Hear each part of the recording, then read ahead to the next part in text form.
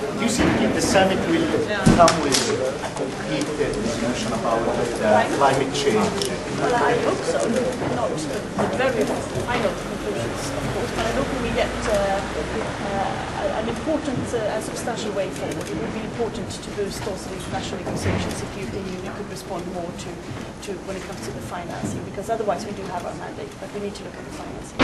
Do you have any news from the Czech Republic? Are you going to sign? The Lisbon Treaty? Well, first of all, we are waiting for the Constitutional Court. It will have its hearing tomorrow, and it has promised that after the hearing, tomorrow afternoon or tomorrow early evening, to give a date when it will say. And we think that will take some time, very short, but we don't know. So tomorrow afternoon we will know when the court will give its final say. And after that, the president can sign. He cannot sign before. And we are, of course, in contact with him and the Czech government in order to try to make him sign. Minister, the possible opt-out for the Czech Republic, is it well, or how is it received by the member states?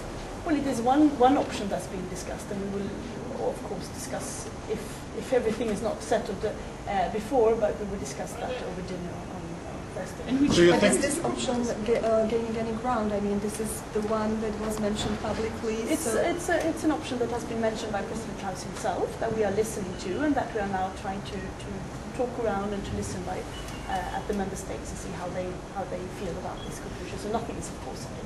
Have you heard from Slovakia whether they would be also interested in the same opt-out? We are talking to Slovakia as well, and no other country has put any proposals so far. We are talking to all the member states, and we are aware of the sensitivities that this is. Do you think there will be a debate about the new top jobs like president and foreign representatives? Well, if we have legal clarity on the treaties, it might. But first of all, we need to listen to the Constitutional Court and to find out whether there is a possibility and when for the president to sign, because we need to have legal clarity on the appointment on these posts as well. But isn't it true that there is no political consensus about who shall become new president? Mr. Blair is rather... Well, of course there is no consensus because we haven't started consultations yet.